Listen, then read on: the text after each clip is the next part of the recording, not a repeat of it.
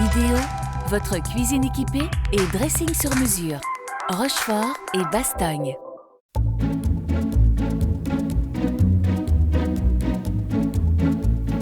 Salut à tous, bienvenue dans Easy. Salut Régis. Salut Arnaud. Ça va? Très bien, et toi? Ça va super bien parce qu'aujourd'hui on va faire une recette toute simple quand on n'a pas trop le temps de cuisiner, qu'on a envie de se dépêcher.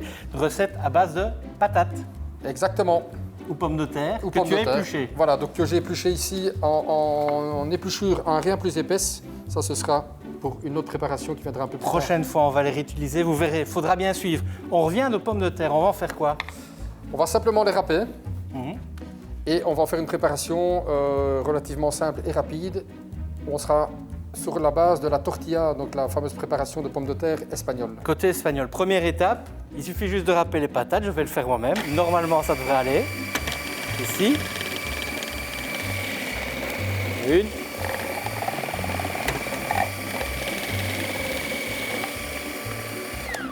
Voilà. Et Arnaud, donc on va simplement les débarrasser ici dans un récipient. Dans ton récipient, il n'y a pas d'eau. Alors voilà, ça c'est l'astuce. Tu fais bien de poser la question Arnaud.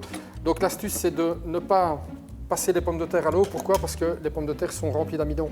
Et au fait l'amidon va servir de colle à la préparation. Donc ça va permettre d'avoir une belle croûte et quelque chose de bien structuré et qui va tenir au fait. Si on met de l'eau, les patates ne tiennent pas ensemble. Évidemment, si on met de l'eau, on enlève l'amidon. C'est pour ça que par exemple quand on fait des frites, on les passe à l'eau, on les rince pour enlever l'amidon. Comme ça la cuisson, elles ne vont pas se coller l'une ou l'autre dans la friteuse.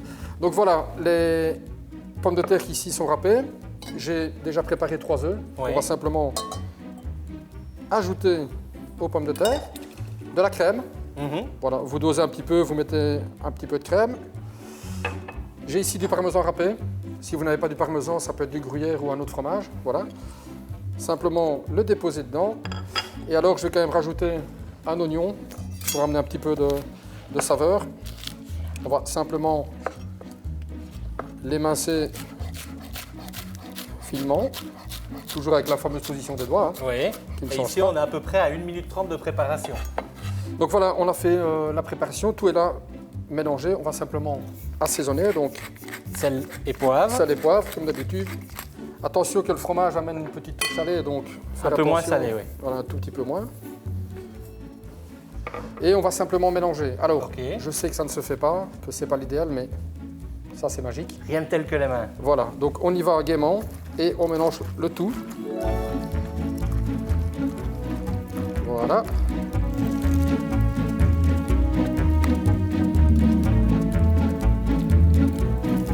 Je sens que j'ai faim. Voilà. Là, ça commence déjà à cuire sur le côté.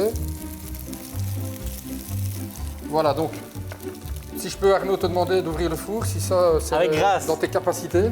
Avec de la grâce. Allez. Merci, donc voilà. Simplement au four. Vous voyez la température ici à 190 degrés et on va attendre à peu près entre 5 et 10 minutes. Le temps chez vous de mettre la table.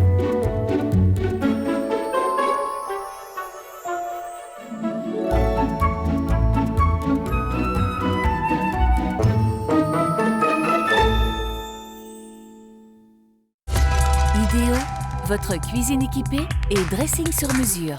Rochefort et Bastogne.